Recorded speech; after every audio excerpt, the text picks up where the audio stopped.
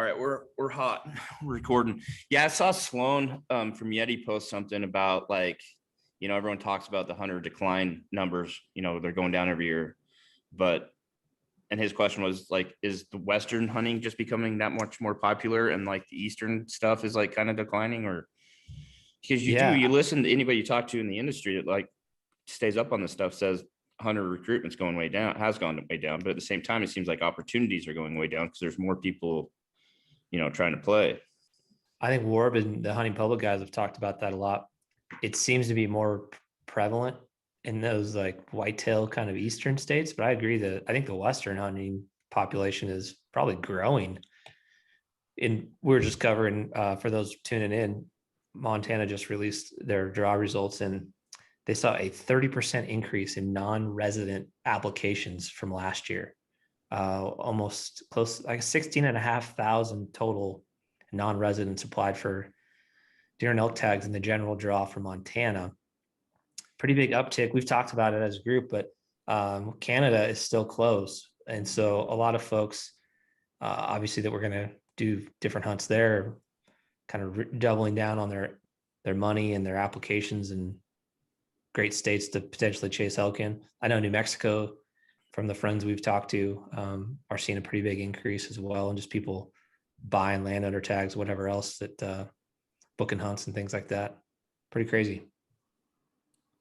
Yeah, it seems like everything recreation, outdoor recreation is booming right now. Everything from ATVs to UTVs to campers, tents, sleeping bags, hiking, hunting, which is like bow hunting is like, Hoyt, the rumor I'm getting from Hoyt is they can't build the bows fast enough. And just like a year and a half ago, people were like nervous about the hunting industry, For sure. They got a lot of companies in the industry laid off a fair amount of people last, call it like March and April, and now, like to your point, Eric, I would say most all of the companies we work with, pretty close, they're all experiencing like supply and demand challenges, raw goods, just getting inventory. Sales have been really strong across the hunting space. Obviously, if you've been trying to get any kind of ammunition or weaponry, absolutely impossible to find anything these days. It's like to a point where it's getting like, I've never been the guy that's like wanted to hoard ammunition. I've always like, I've got a couple boxes, it's enough for this season, probably next. But talking to Luke from Weatherby the last couple of days, even him himself is trying to like put some stuff away just for his personal use because it is so hard to find ammunition right now. And that guns and ammunition might be a little bit different. It just maybe off of a political standpoint, anytime it seems like a Democrat gets voted into office, people get a little nervous, which I think that's part of the issue. But yeah, like you're saying, Weatherby they can't keep up, man. They can't build guns fast enough. They can't build ammunition fast enough. They can't get stuff to build ammunition fast enough. So we're dealing with challenges too, guys. Like if any of you have jumped onto our website to try to buy any kind of hat, hoodie, shirt, you name it, there's just been a big supply chain holdup, if you will, on the blanks that we use. So it's been a challenge. Really, we started to see it right around Black Friday, November, and it's still kind of happening. Where just everyday blanks, it would be usually super easy to get, are really not available. And then India, who and some other countries that have like a heavy amount of manufacturing, a lot of them are experiencing like a resurgence in COVID spikes. So who knows what that'll do to the supply chain for the foreseeable future. They might be shut down for a couple weeks, a week, who knows? But that 1 week delay is a huge one, just like that big giant ship that got stuck in the Suez Canal. Just completely wrecked all like the shipping logistics for the thing was stuck for a while in there. Yeah, it's crazy how those little blips really make a huge difference. And like going back to like what you were saying, Eric, about all recreation is up. I noticed that just from a standpoint of myself being out last year, not even hunting, but my parents built a cabin a couple hours north of here, and we'd spent our whole lives up there in the summer up in Island Park, fishing, camping, recreating, whatever. I've never seen the traffic that I've saw this last summer up there.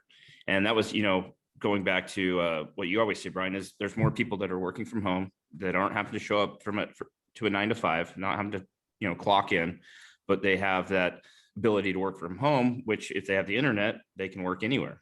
And I've noticed that myself. I've talked to a lot of people that have brought that up. Like, I've never seen so many people in my hunting spot as I did last year. And I think that was a big reason is people were able to get out more. I have a feeling this year's going to be worse. I don't think it's going to change. I think that's what people noticed was why go into an office if I could work from anywhere? And I even think companies are seeing that as well. Like, why do we even need a place for people that don't even need to show up? And so I don't think that's going to like go back to that 9 to 5 quick enough. Well, I think people had that cooped up feeling.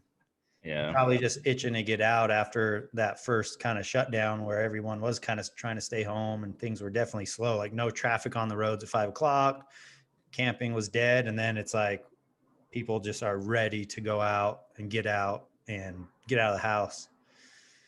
But yeah, it's pretty wild, man. I was traveled home on a Sunday, dude. I-15 all the way from southern Utah to home was like nonstop. RVs, UTVs. I mean, Moab was popping because, you got the 4-wheel drive stuff and the Easter weekend. And it's just busy, man. It's pretty wild to see how many people are really getting out there. That's funny you say that. When we used to live in California and LA, we made the mistake a few times of like when we came back home for whatever reason.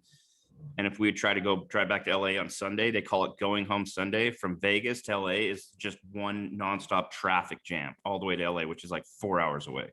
Yeah. In the desert, just so hot. Cars, especially in the summer. Yeah. That's how Utah's going to be, bro. Going home Sunday. Well, folks, welcome back to another episode of the Hushlife podcast. We got the OG crew on here today. Logie Bear and Matt are working on some project-based stuff. So they are getting after that, but we just figured we'd catch up.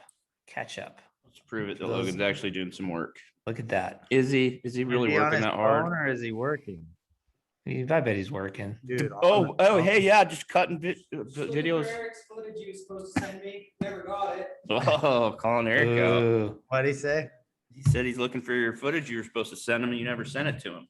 Dallas or Jordan did you ever get? No, I never got a reply. He said you're out of luck, buddy. Ridiculous. Anyways, we figured we'd get back together, do a little update, like how's life been? We've definitely been on the divide and conquer path, like we have many times throughout our journey as a company, as a little brand trying to grow. Eric kind of holds down the shed hunting side of the world. I think Casey, myself, a little lean into more, maybe some variety of fishing and some turkeys and maybe some bears. But I think old Matty Ice is he's bound and determined to get you on a turkey hunt, Eric. Yeah, I don't know what he's got going on with that. He's like, we got to go turkey hunting. We got to do an ice fishing series this winter. He's cool gonna change your mind, dude. I honestly think I'm 38, bro. 38, stuck in my ways. I'm not turkey hunting. There's no, like, I don't want to shoot a turkey. What am I to do with that? You eat it, Eric. I know you like to eat. It's like amazing $99 a pound at the store. It's different. I know. The calling part of it, you've never been in a setup where like they're cranking. I think you'd enjoy that. I really do. And you can make it as hard as you want or as easy as you want, right? Like you lean into more things that are, I'd say, more challenging. Like you're not looking to just shoot one off a road. They have that. These mountain birds, you can do that. And I might find a shed. And you might find a shed. Backpack turkey hunt. No, we got some spots that we could backpack turkey hunt. For sure. Overnighters, man. It'd be fun. You're right. Yeah. So I was talking to Matt last night and he's like, it's happening, dude. Eric's going with me on a turkey hunt and we're going to change his mind. Maybe you may not eventually say like, this is the greatest thing ever, but I bet you'll be like, that was pretty fun. That tastes good.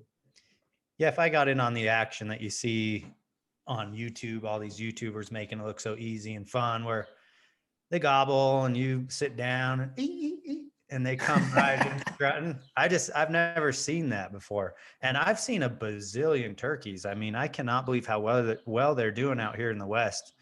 And I do the other day, in fact, and you guys will probably see this on the shed tour hunting video, dude, it's 5:30 and this thing is nonstop gobbling. I was just camped out in this little draw and he was just hitting so hard. He woke me up. I was like, dude, shut up. Like trying to sleep. But yeah, they're everywhere and they're pretty cool.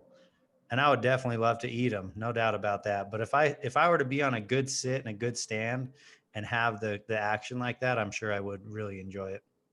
Here's my take on turkeys. I was kind of the same way. Like when you see a turkey, like if you're driving down the road and you see a turkey run across the road, you're like, just a big bird, right?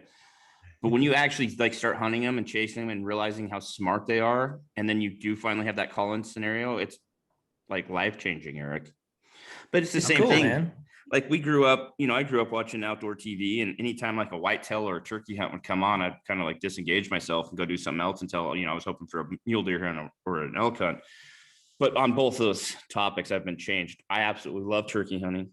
They call it the bulls of spring. I think Born and Raised has token that name, but it's true, man. And it's always this argument that like, is turkey hunting just like elk hunting? I'm like, you're not calling in a 900-pound animal with giant antlers on its head, but the tactics are the same. I like the interaction of the calling component, in the strategy of trying to set up and stuff. I was calling them with Logan, I was calling them turkey bugles. Turkey bugles. But it's cool, man. It's a beautiful time to be out in the woods, and I love eating them. I think they're fantastic table fare. And then I like the concept too, like there's different, subspecies of them that you can go try to tackle, right? There's like the Eastern strain and the Rios and the Merriams and, the ones down in Florida. Osawalas, is that what they're called? Because I don't know the correct pronunciation, but they're cool, the Goulds down in the old southern part of Arizona and Mexico and all that. I think that part's kind of cool, but I got a lot to learn. We're terrible turkey hunters, I would say. I mean, moderately average, terrible. Compared to the guys like, Dave Owens of Pinhoti Project, man, that guy is a legend. As a turkey hunter. Dude is just like so dialed on turkey hunting and so passionate about it. It's if you follow that guy, it's frustrating to me because I've had one goal in the last, I think 3-4 years. And my goal has been to call a turkey in Idaho on public land into myself and shoot it. It hasn't happened. But this guy has killed a turkey in every state, right? In the United States, I think twice now. So yeah. I'm always like, well, these birds in Idaho, they just don't come to calls like in other states. Well, this guy proves me wrong every time. He's literally called in a turkey in every state and shot it. He's so good. So guys, the main reason, I mean, we'll get into the spring stuff for sure, but one of the bigger reasons we wanted to jump on is we have a ginormous announcement coming down the pipe. So Monday, the 19th of April, for those of you tuning in, maybe watching on the YouTubes, you're going to want to circle back to whether it's our Instagram page, or maybe it's going to be you're part of the SMS group or the podcast or the YouTubes. Big, giant announcement coming. Can't get into the details, but got a big project. Big project. Yeah. We're very excited about that. We're excited to share it with everybody. Something that we have thought about and hoped to do for a long time. And I think we finally made it, dare I say, happen?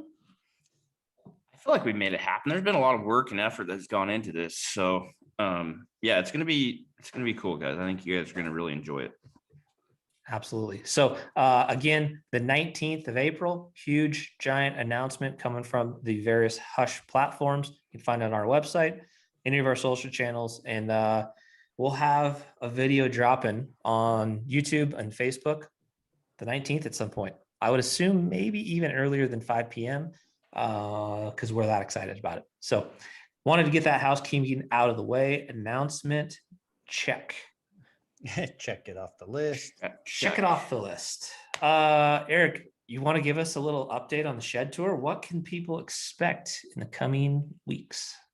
All right, guys. So shed tour is about to be popping on the channel.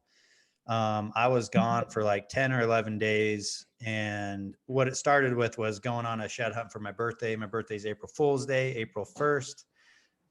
The only bad thing about going shed hunting on your birthday is I miss out on all the cool pranks, all the cool social media projects that the companies put out. Like literally, I didn't see a dang thing of There's some someone. good. There's some good ones this year.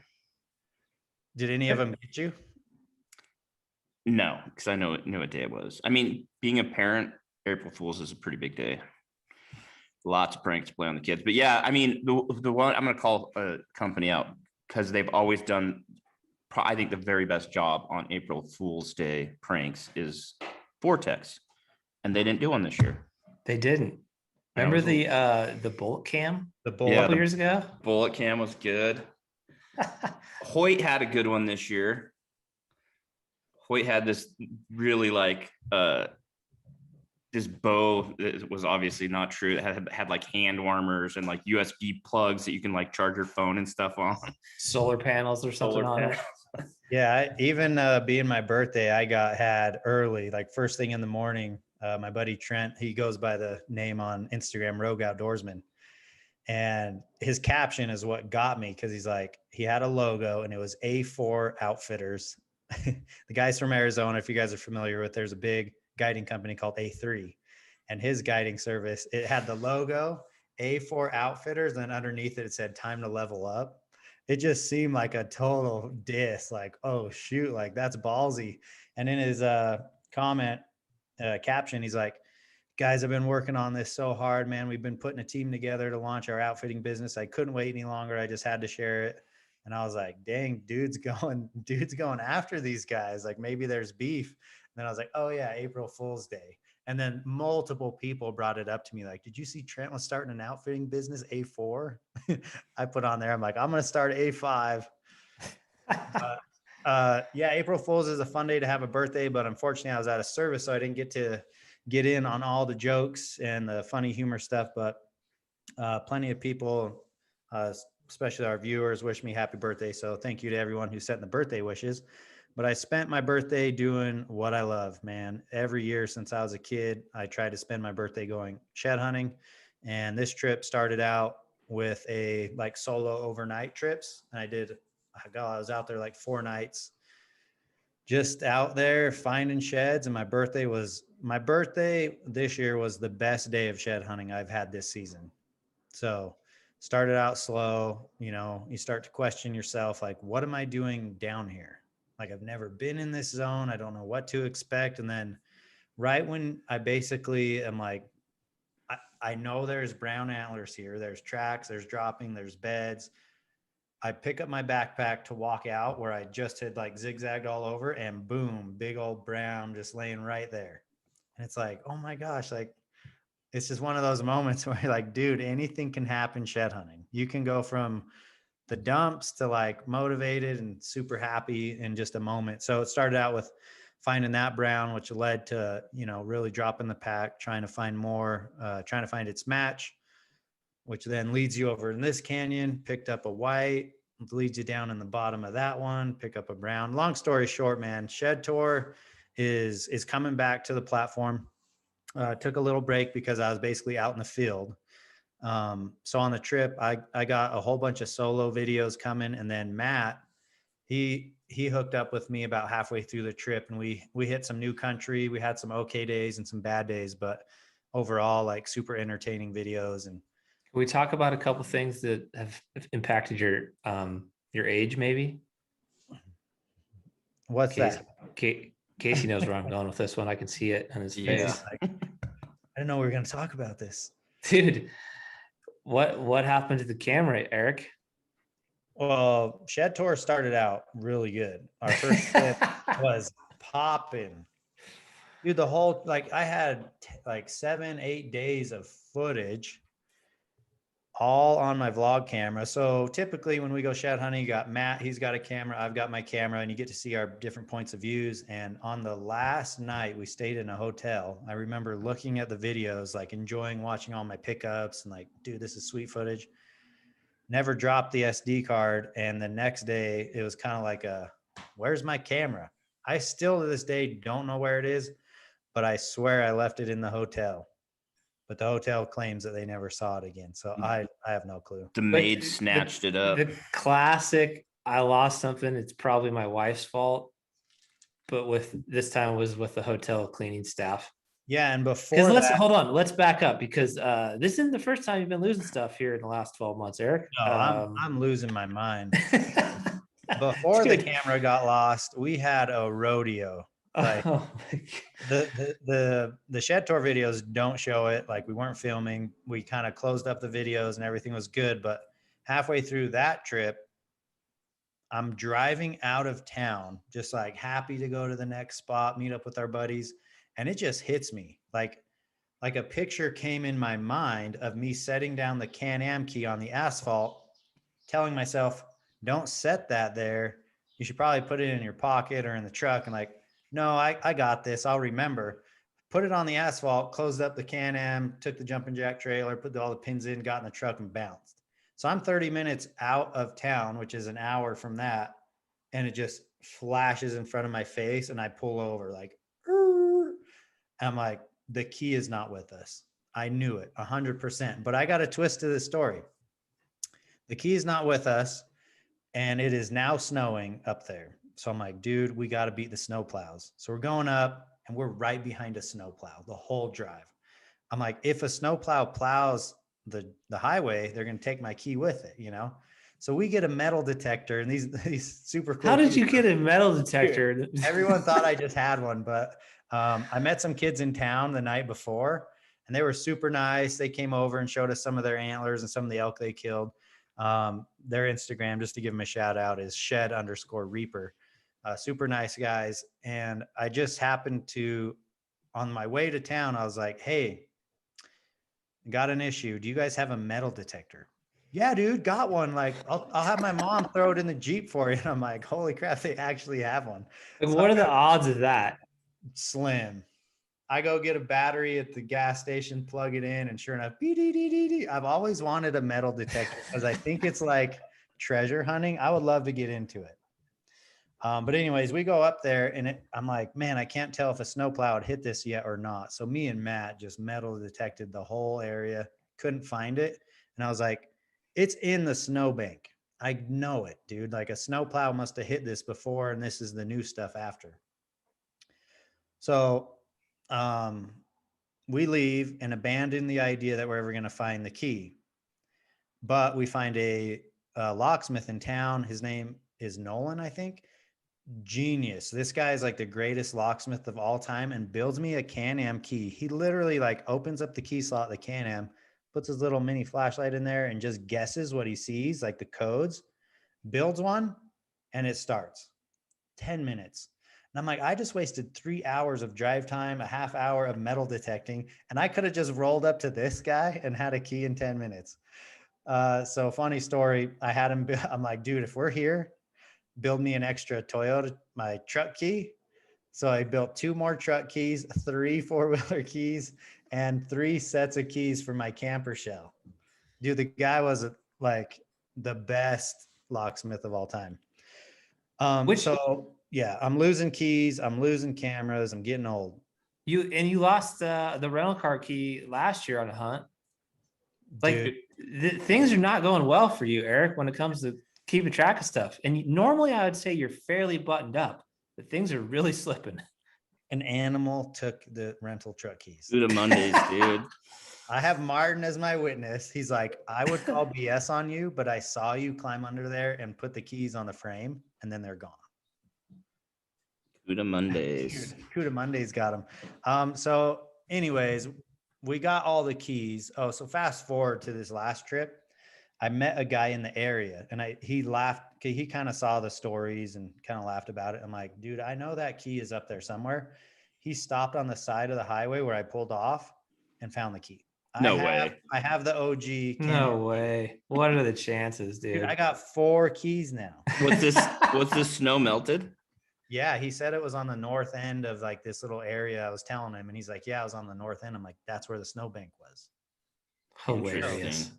Anyways, so now all we need is for somebody to turn up your SD card with all our footage on it. if someone ever sees a Canon G7X Mark III, brand spanking new, first trip it was ever on, with my footage on the SD card, you can have the camera. Just send me the card. In all the years, guys, I'd say we've done a pretty good job of avoiding catastrophic failures when it comes to content. There has been a couple, and they Yeah. seem to be materializing more recently than later. Logan had a bit of an issue in Alaska. The Sony A7 R3 does not swim well in salt water. We had a They sink external hard drive crash on us in Colorado that was never able to recover. Thankfully, he had backed up all of the stuff. I mean, we had like best season yet that hadn't been backed up, and he just did it before we went to Colorado. And then his entire hard drive crashes. So we lost like a day and a half or so in Colorado that we've never recovered. And now the mysterious disappearance of the Canon G7X in the hotel. Yeah. The sucky part is like we still did Shed Tour videos and Matt had his perspective. It was funny because Matt coming on as like the new guy. He's like, bro, I'm editing these and it's just like Matt going shed hunting. Like Welcome to the fire, bud. Yeah, watch thrown in. you. So I just the videos were good and they would have been that much better with all my pickups, all those moments that I captured. And unfortunately that video is gone. So the lesson that we've learned more so in the last 12 months than ever before is we really have to do a spot on job of dropping footage, meaning taking the SD card, putting it on an external hard drive every time, organize it, drop it, done. And then from there, we actually have to back up the backup because man, anymore things just seem to go sideways. And it's one of those deals, man, you lose that footage. It's just devastating. All the energy and the time and the effort, it really helps tell like the story and make just a better, video down the drain. Sucks. Yeah, it is. It's a little nerve wracking sometimes. I mean, like when Logan's hard drive crashed in Colorado, he literally had like pretty much all of everything me and him had filmed that year that hadn't been cut yet, like Braley's moose hunt, Gage's hunt, maybe Gage's elk hunt, like all these really important hunts. Not just all, to me, all of but Kodiak. all of Kodiak. Yeah, so that's the whole thing is you got to drop it and then back it up. Yep. So we're learning through It lessons, happens. through some hard lessons. It happens. I So think you kind of jinxed yourself though, because I remember having a conversation not too long ago, and Eric made the point and goes, "I don't get it. Like I've never lost any footage."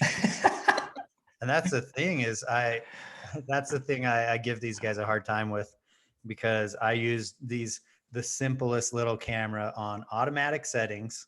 I record, I disrecord, audio works, I drop my footage, I edit my videos, and I'll always be like, dude, the more techie we get with these fancy cameras and these microphones, we're having glitches, the audio's like connection is bad, we're dropping cameras. Like, I'm like, dude, what is this? It's not that hard. Boom, lose my camera. Like, dang it. Yeah. Tough one. It's It a tough one. So where are you in your quest for 100? And do you still think it's doable? Yeah. So if anyone didn't catch that, which again, I explained it a lot on those first few videos on my camera. I set myself a goal to find 100 shed antlers this year through the Shed Tour series. And I thought it'd be fun to kind of count them as we go day to day. And sometimes I forget and sometimes I do a good job, but I am just shy of 50. And I decided to not count like things I left. So I'm always balancing like, okay, I found 3 chalks. I'm going to leave them, but I also found this big deadhead. So I'm going to like count those 2. And I always am trying to balance, but I'm always giving not myself the benefit of the doubt. Like I'm counting less because I'd probably be over 60 if it was for the chalks, the things I don't care to pack out. So yeah, just shy of 50. It's definitely doable, but I'll just say this. I'll give myself the full year, count like the full calendar year, because I do some fall shed hunting and stuff, and I'll continue Shed Tour. But yeah, I'm on a quest to find 100 shed antlers. So give us some perspective, because I think, this happens a lot. We share a little bit of stuff on social media and a little bit of stuff on video, but it by no means is the whole picture, right? There's missing context, there's missing components of it, and it's just an abbreviated, experience that we've had. So when folks look at Instagram, I think more than anything else, there's a lot of like great stuff shared, kind of cherry picking some of the highs of the highs. And I feel like a lot of people would be like, man, Eric and Matt, those guys are absolutely killing it right now. And we get quite a few messages of people that are maybe newer into shed hunting or just not as experienced or haven't had the time. And there's a struggle factor there that is creating frustration. Give the people a peek behind the curtains on like, what is it really like? What is the effort and the time spent compared to like the outcome of actually finding what you're looking for? Because I think that part gets left out of a lot of like social stuff, right? Everyone would think like, oh, everybody's killing it, dude. This is Yeah. amazing. And here I am over here. I can't find anything and I'm getting deflated. So give us a little peek behind the effort, man, because I think that's a missing component. Yeah, and what you'll see on these next round of videos is you will see the days that we don't crush, because when you see the highlights, like Brian said, you always feel like these people are crushing, and I do that when I watch some of these other guys, but I know how many miles they're putting on. So to give you kind of a perspective, this season started out really good. Matt and I went on a trip, and we seemed to just kind of hit the pocket. You know, we found some browns, like a good handful of browns, but then we got snowed out. So for 1.5 days, we crushed. And then for the next 4 days, we were like dry, trying new areas. You know, there was a lot of snow. So we were exploring new country, trying to go lower elevation, and it just wasn't producing. So there was like 2 days of like heavenly shed hunting, 4 days of legit all day hikes, and nothing, like maybe a few chalks that you don't even want to pack out. Yeah. So even Matt himself said, he's like, man, I remember watching you and Martin, and I thought it was just easy. And so he's like, this puts it in a perspective, because I thought you guys were just crushing all the time, because you see the pack outs. I'm like, yeah, you don't realize that those are 3 days worth of shed hunting. One pack out picture looks like, holy crap. So if you like put together the next trip, the first day I found 7 elk sheds, which in my opinion is a killer day. And that day was quality. Like everything I found was pretty good. I hiked the same country the next day. Like I'm in the zone looking for my matches, and I find 0 elk sheds, 1 deadhead coos deer, and 1 coos shed. So that just shows you how you can like hit, I call it now the hot line or the red line. Like it's literally all depends. You could like walk right through them, or you can hit the right lines and clean house. So on my birthday trip, 7 sheds one day, 7 elk sheds, which is my favorite, 0 the next, same country. So yeah. And then after that trip, when Matt came down, same thing. We hit a pocket where we're like, dude, we're going to clean house. Cause he popped off, and I remember it, like he popped off in like 2.5 hours, found a brown. And I'm like, well, he's in the zone. And then 3.5 hours into it, 4 miles for me, I pop off, and I'm like, I'm going to hit the zone. Dry the rest of the day. So for an all day hike, a beast hike, 1 antler each. And then we moved terrain and hit some new country where we had hit the last week. Kind of the same story as my birthday. I go in this country, first time I'd ever been there, and I was with my buddy John. I find 7 antlers, everything ranging from brown, hard white, the year before that, and then even older than that. So I'm like, this is heaven.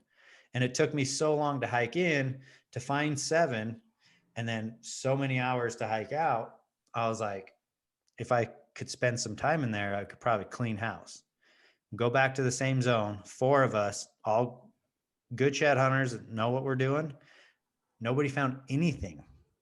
So it's like, how did I hit that hot line? How did I hit the red line that one day? And now we got 4 guys who know what they're doing with optics, with everything, and we can't find any.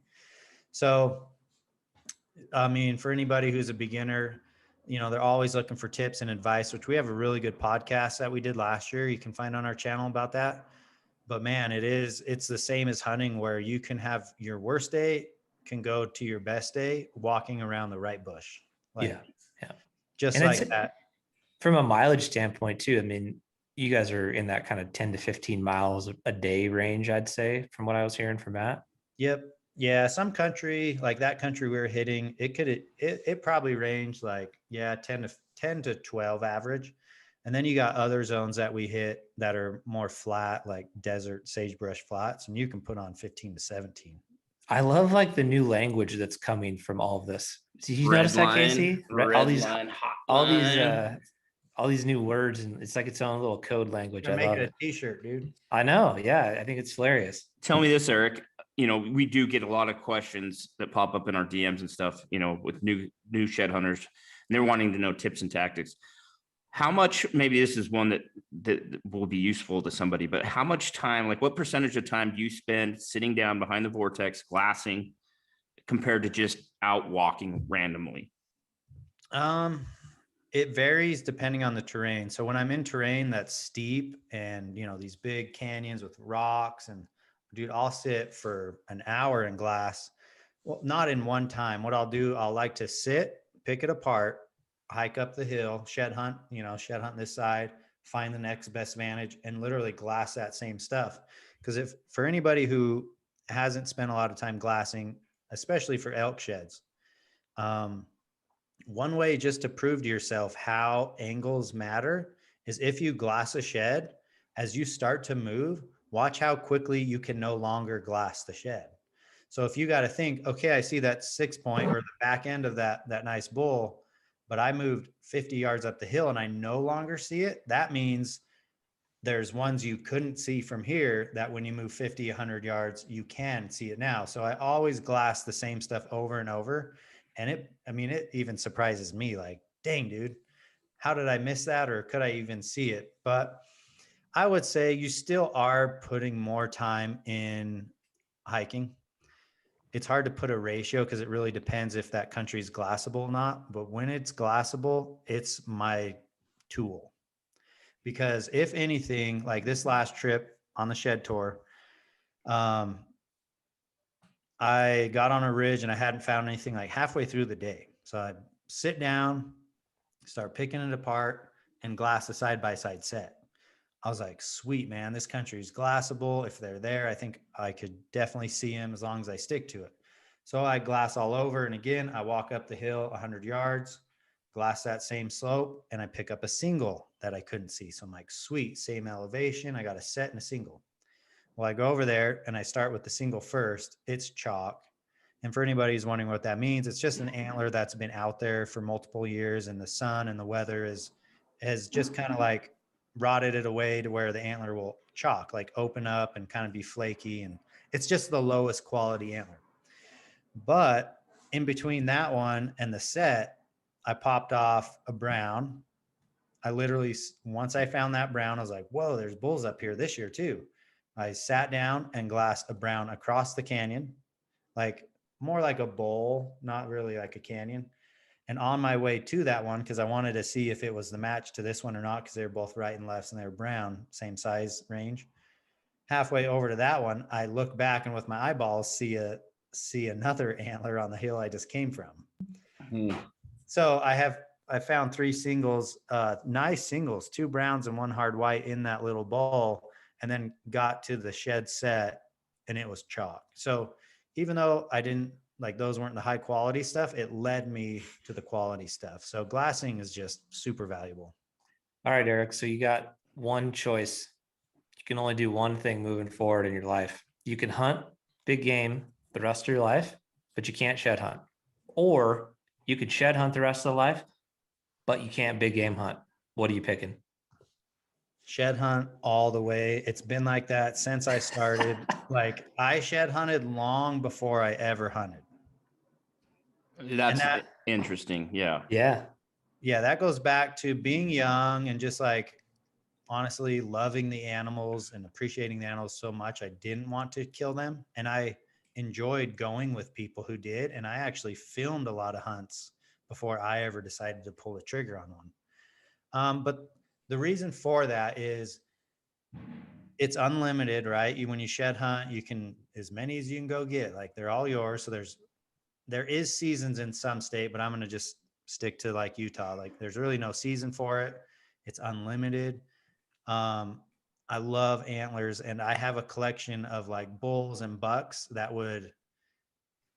most people will never reach in a hunting mode. And it's not that I just want the antlers, but like I have these hard to get tags and these hard to get units, it takes forever to draw them, but you can shed hunt them.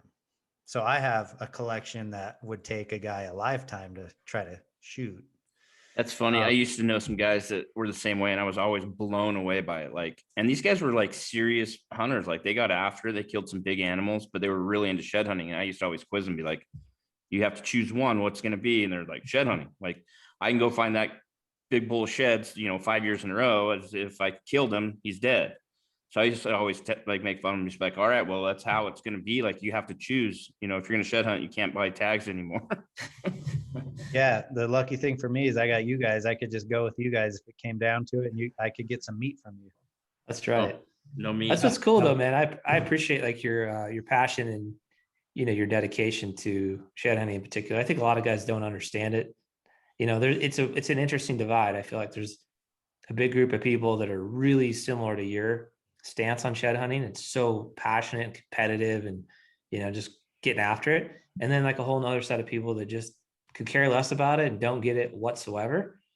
But I appreciate the effort and the energy that so many of you guys put into doing it. I think it'd be fun to do. I haven't done much of it personally, but I think it'd be fun to do. But I like to do so many other things. It's like, it'd be hard to just dedicate all my time to just that in the spring. I really enjoy the turkey side of things. I really enjoy the fly fishing component of life. But that's the beauty of like the three of us and our personalities. We've worked well together because we all like a little bit of different stuff. We all kind of complement each other. It's all worked out for the better. Yeah, I'm kind of that way too. Like, I more or less could care less about finding a shed. Except for, because I've always said this, I've found sheds in my life, but it's never when I'm gone to go shed hunting. It's like, if we're in New Mexico, I've found a couple elk sheds down there. Colorado, I found a set one year. I found this giant deer set when I was a kid when we were out bird hunting. But like, when I make a point to go shed hunting, I would just walk around aimlessly and be like, this is the dumbest thing ever. So my son Gage really wanted to get into shed hunting, still does. And so last year we made a point to take him out to Nevada when Nevada opened and did like a 2-day shed hunt. And me and Logan and Gage had all split up, and we got back together, and we're like, we each had like found a shed, and it was like this thing that like, we actually did it. We actually came out here shed hunting and we did what we were supposed to do. And that was pretty exciting, I thought. And I get the point of like, part of the reason I love turkey hunting so much is it's such a cool time to be out in the woods. After the snow's melting, everything's starting to turn green. There's nothing really else going on. Like, I get that point. Like, I get the idea of being out there hiking, getting in good shape and finding sheds. Like, I told Eric last night, I'm going to do the next big shed tour I'm going to go on. Yeah. It'd be fun for the three of us to do it. We've never done it before. Not once. Yeah. We need to get like a purposely, like Casey said, the purpose is we are going shed hunting. We're going to hit this strategically and try to find elk sheds. I think people would enjoy it too. But dude, when it comes to shed hunting, like, I have seen so much cool stuff too, like, yes, you want to find sheds. Yes, sometimes it sucks when it's slow, but dude, I've seen more cool stuff out during that time of year. Scenery, places, wildlife. I mean, you name it. Shed hunting has just led me some of the most like epic country I've ever seen, Plus, I would say, Eric, it's definitely helped you with hunting, I think. And also, I want to say, if you guys don't know Eric very well, we call him the idiot savant when it comes to antlers. Eric can look at a set of, is it antlers or horns? It's antlers. Eric can look at a set of antlers and just like memorize them like within seconds. Like, if I see a big bull, and we look at him at the spotting scope, I look at him and I'm like, that's a big bull. Well, we might get back to camp and we're talking about it, and we might have a trail cam picture of what I thought was that big bull. And Eric will immediately like, nope, his G5 on his right side is not long enough, or whatever it might be. Like, Eric, you have like a photographic memory when it comes to antlers, man. It's incredible. It is fascinating going through that shed pile. If you guys have ever seen his shed pile in the shop, he can literally pick up anything in that pile and tell you exactly where he found it. Like probably the year, like it's like a barcode scanner in his head with antlers. He's just like, that one came from this hunt. And that's whether the antler is on the animal live or laying in the dirt, it doesn't matter. But there's always those times where, to Casey's point, you see a deer that somebody got, you're like, man, was that one that we got camera of? We just always send it to Eric. What do you think? Nope, it's not the one. Or dude, that's the one. It's fascinating to me. A couple of years ago, we had a big bull on a trail camera, and we were like, oh man, that's a giant. Like he's gonna be even bigger next year. And then remember, I sent you that picture of that big bull that my buddy had killed. And you're like, oh, that's the bull we have on trail cam. I'm like it's not even that great of a picture. You're like, oh no, look at this G2, it's split right there. I'm just like, what? It's incredible, man, what you can do. I wish I had that skill for like other things, like maybe a schedule or plan or like where I put my keys. Yeah, where did I put my keys at? Totally. No, antlers are, like you said, like I don't know, man. It's almost like a photographic memory. And I know some people have this for like other things, you know, like maybe mechanics on before they took the engine apart, they can just remember. Like that's how I am with antlers, man. Like I can just see it. And there's been so many moments, even this year, like I've picked up multiple bulls that we picked up last year. And it was like, as soon as I saw it, I was like, there's this nice brown I found on my birthday. And I was like, dude, I just barely cut these up for dog chews at my house. Like, no way. Right away. And unfortunately, I was like, dang it, that kind of would have been cool to put 2 years of this bull side by side. But yeah, there's just certain things that are like, to me, no questions asked. Like, yeah, that's the same bull, or, oh, yep, that's him, or whatever. You know, I just recognize them and can remember them like is yesterday. Like Casey said, he found a couple sheds in New Mexico. I know exactly what he's talking about. They're two left sides. They're both white and they're both off the same bull, and they're both sitting in my pile in my shop. Logan was just, I could dig them out right now. Logan was just going through some old footage. I don't know why. And he's like, hey, where does that big shed go that you found? And I go, I think Eric has it. But it was right. Like you got them both. Good. That's what I always do with you guys. I say, if you guys want to take them, I'm not going to pack them out. I got a set from Colorado that you glassed up. Oh yeah, I forgot. That's like the only set of elk sheds I've ever, and I glassed those up. You did. I was proud of myself. That's cool. Yeah, there's antlers in my stack that are kept for different reasons. You know, people are always like, why do you keep all those? And it's like, well, everyone has a different story, but like your two is that was the Hushlife movie, you know, and that was that freaking epic trip, and they'll forever sit in that pile because it just reminds me of everything that trip.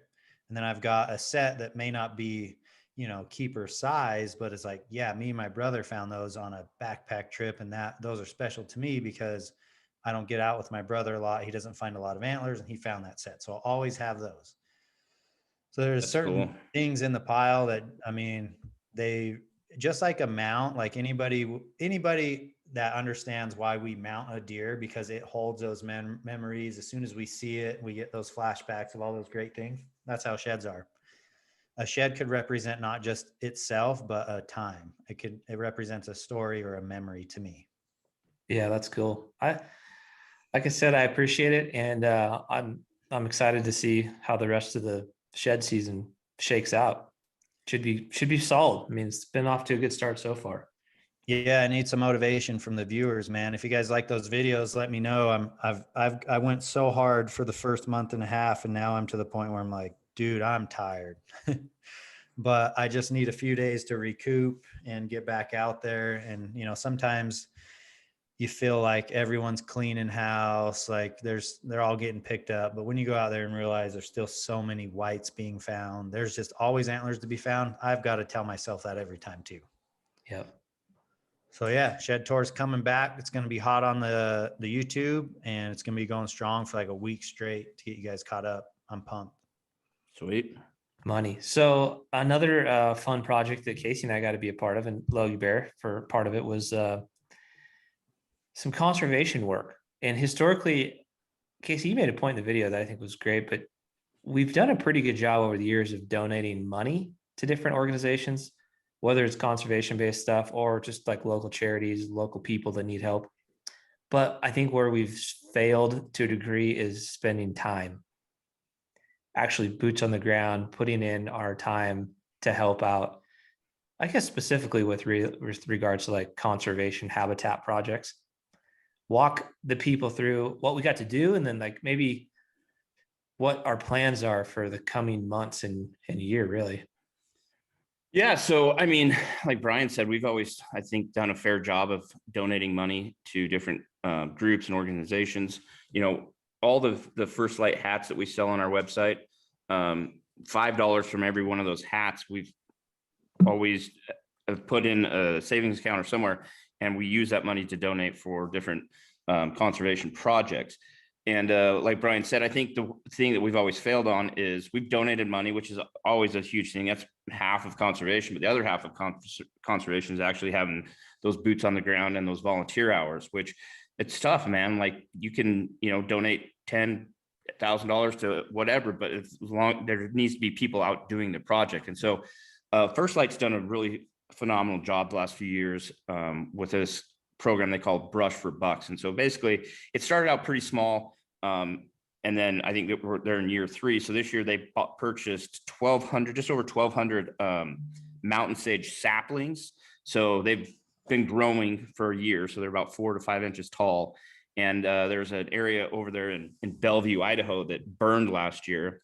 And what a lot of people don't understand is you need mature sagebrush to throw seeds to grow more sagebrush. So if a fire comes through an area and burns hot enough, it's going to burn all the mature sage, and sage will not grow back unless you actually go in there and physically plant it yourself. So we got to go be a part of their Brush for Bucks last week. We did a video of it. If you haven't seen it, go check it out. And we got together with those guys. We planted 1,200 saplings, and we have a plan to do that next year, but even bigger. And I think I can say this, there's a lot of grants and stuff out there. And we actually just applied for a grant through the Idaho Fish and Game, which we're waiting to hear back if we got it or not. But basically our plan is to do a big event next year. So this has to be planned out, which we're not great at planning. And I kind of like took over the conservation part of Hush this year. And I'm terrible at planning, but why you have to be planned out is you literally have to order the plants a year before, so they actually plant them in a nursery and they start growing them. So next year they're mature enough that you can actually go out, plant them, and they have a chance to survive. So next year what we were wanting to do is we raised the bar, and we want to actually plant 10,000 sagebrush saplings in an area in southern Idaho that has been burned. And what we want to do with it, and I guess I can talk about this, right? Yeah, why not? So we want to make it a really cool event where actually we're going to sell tickets to come to the event. And what's going to happen, we haven't figured out price or anything, but basically we purchase a ticket, and that ticket is your ticket to come hang out, obviously, but that ticket is going to give you X amount of saplings that you can go plant. And I think it's be a really good family event. Like bring the kids out, bring your wife out. We're going to make it really cool. Like we go and plant, work hard, plant all these things, and then have a big cookout with Camp Chef or something like that. We're still trying to figure out the details, but that should be like next April sometime. But yeah, that's just, and then so if this grant goes through, we get the money from the state that will pay for this next year. And then the money we raise from this event will just go to the year following. So every year we're ordering our saplings when we need to. We're always a year out, but we're also, part of us getting out and doing this is we want to hopefully get other people excited about this as well. Maybe you don't have a ton of money, extra money to donate. Maybe, you do have some time though. And that's the whole thing, is half of it is volunteer work. We have to have people out there actually doing the work. And so if hopefully get some people excited to, get out and help out. And there's a ton of different places, no matter where you live, there's always something going on or someone that needs some help. We actually just donated a bunch of money, or not a bunch of money, but we donated some money to a friend of ours that had a real bad fire go through his ranch in Colorado. And it is private land, but this private land is it's a wintering ground for elk and deer. And so it's a necessity that we go and replant it for the elk and deer that live on the public land the rest of the year. But anyway, that's kind of what we're doing with conservation. I would highly recommend to go watch the video. I think it's a good video. Logan did a great job on it, but it kind of goes into a little more detail exactly what we did and why we did it. Yeah, I think it's cool. Eric and I did a project last year where we met up with the Utah Department of Wildlife, and it was a collaborative effort with the BLM, the Forest Service, private landowners, but it was a big chaining project. So they essentially like wipe out a huge swath of junipers, which don't necessarily provide a whole lot of like value for wildlife in the wintering ground. And then they reseed it with a variety of different seed mixtures. and then they drag this huge chain over it. There's a combination of like seating by like the D9 dozer and also aerial seating. And that area will become a real great multi-use wintering ground for deer, elk, and even, like cattle that graze in there and stuff.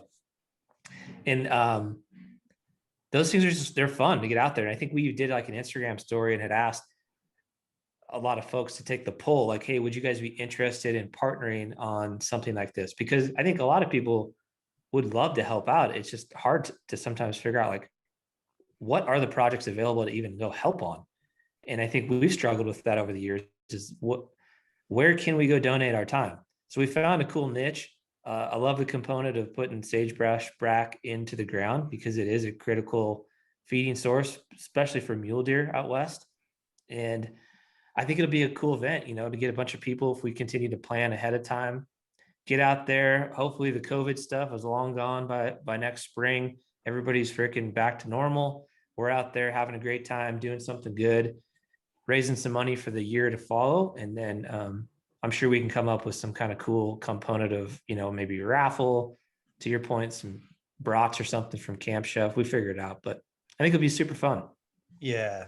I agree, B-Mac. I think a lot of people, the majority of the people, myself included, want to get involved, but just don't know how and don't know where to go or where to get information. And I think there's a lot more projects going on that people realize, whether it's through the state agencies or even, Elk Foundation, Mule Deer Foundation, all these different things do a lot of cool stuff. But I just don't think they have the platform to kind of share it and show it. And I think that's where we can step in with what Casey started, is not only can we help with financial stuff, not only can we put some boots and time on the ground, we can use our platform to show the people where that money's going and also get them involved. Because I would think, and you guys should leave a comment if you're on a platform where you can comment, like on YouTube, if you'd be interested to get involved, to meet up, to have a good time and give back to wildlife, like let us know. And I bet overwhelmingly people just need information. Yeah, And no doubt. that's what we'll do. I think, we got, after we upload that video, we got a lot of great response from people, just saying they want to help out, they want to do their thing. What I would recommend is wherever you live, whatever state you live in, look up, get on the Idaho, or not Idaho, but get in the Fish and Game in the state you live in. And usually they'll have like the biologists in the different areas, their names listed. Those are the guys that kind of know what's going on. The biologists have a bunch of projects they're working on, and they are more than willing to accept your help. Like Brandon, who is the regional habitat biologist in the Magic Valley region here, is who we've been working with about buying the seeds for next year. But what he was saying is basically, if you reach out to a local biologist, they're going to know some projects are going on. They're going to know how you can help. It's just a matter of you looking them up and reaching out to them, and they should have a pretty good idea of what's going down. I love these projects too that we're working on this year, and specifically because, like, for example, the Colorado reseeding project, our friend that owns the property, it is very critical wintering grounds for deer and elk. And Colorado last year, like so many other states out west, had some terrible fires.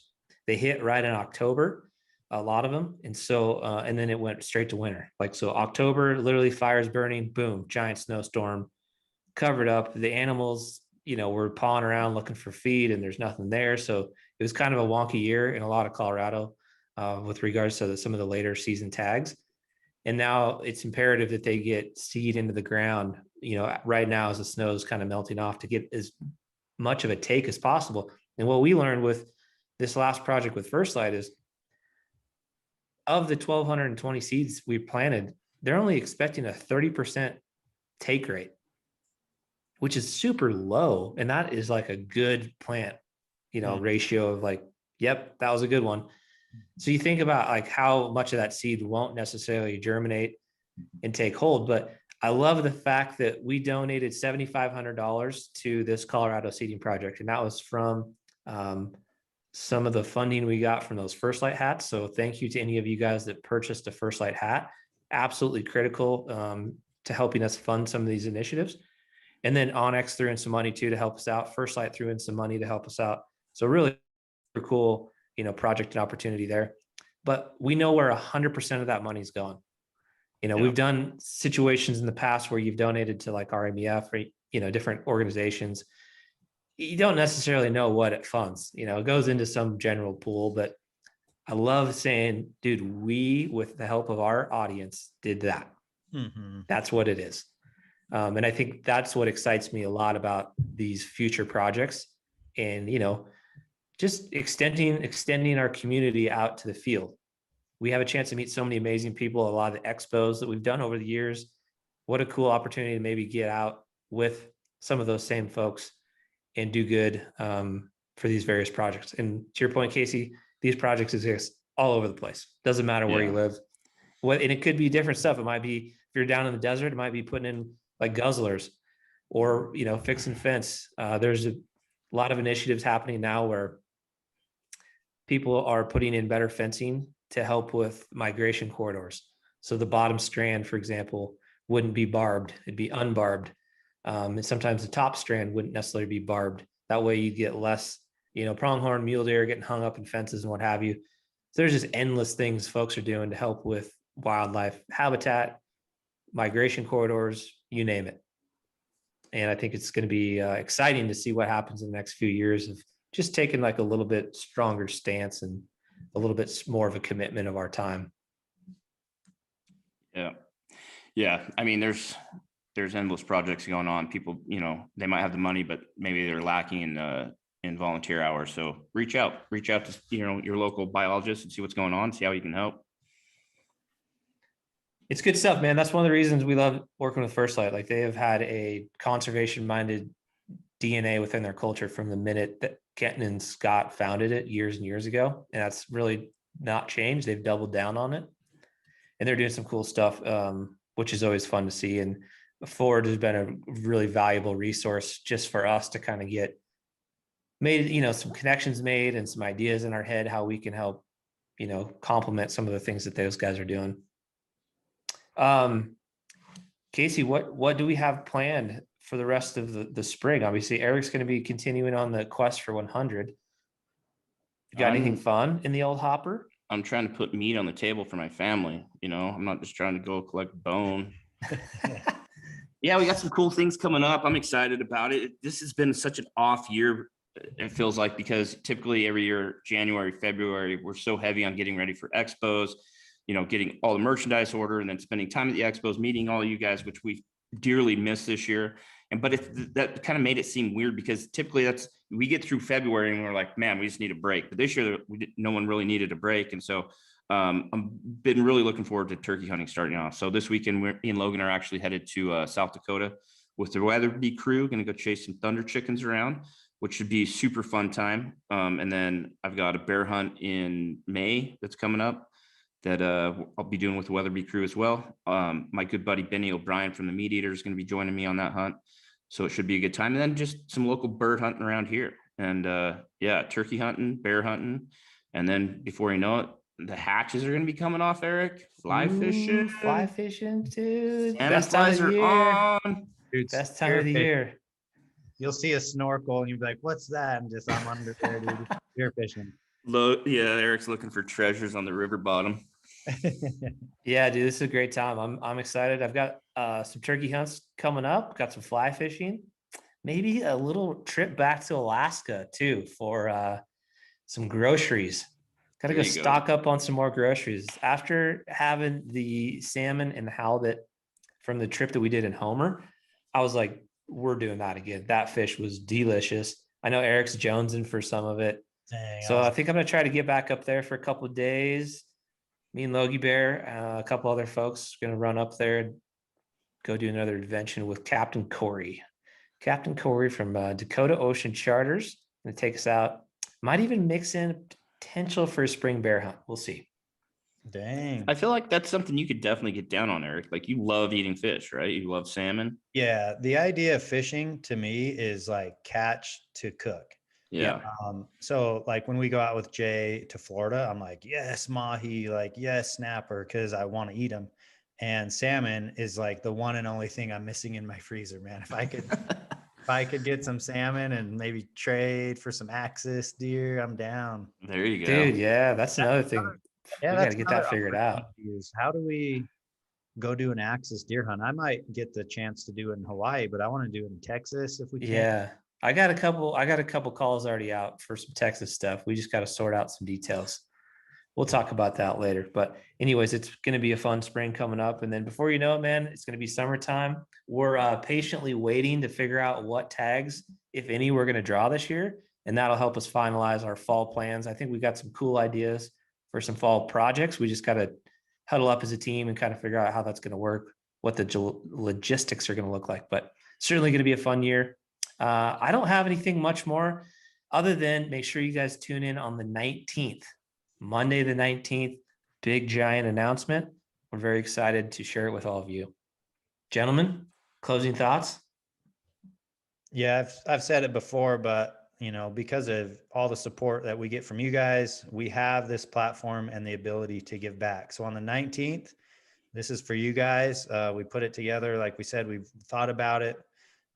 People have asked us about something like this in the past, and we put it together for you guys to say thanks. And we just want to share the love. And again, thanks for all the support on the podcast, the platform, social media, etc. Appreciate it. I agree. I think from what I've read, a majority of you guys listen to these podcasts, you enjoy them. Something I would recommend. If there's anything you guys want us to talk about, any special guests that you guys want to see on here, let us know. We're going to try to keep this as consistent as possible, especially right now when we don't have a ton of stuff going on, but we're trying to upload at least one of these every week. So if there's something you guys want to hear about, somebody you want on, like, let us know and we'll try to make it happen.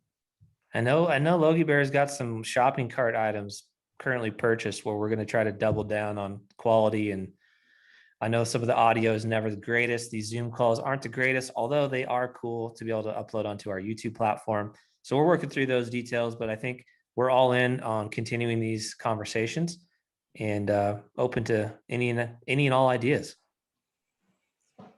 Yeah. Agreed. Thanks for listening, guys. Until next time on Hushlife Podcast, we'll catch you on the next one. See you guys. Laters. See ya.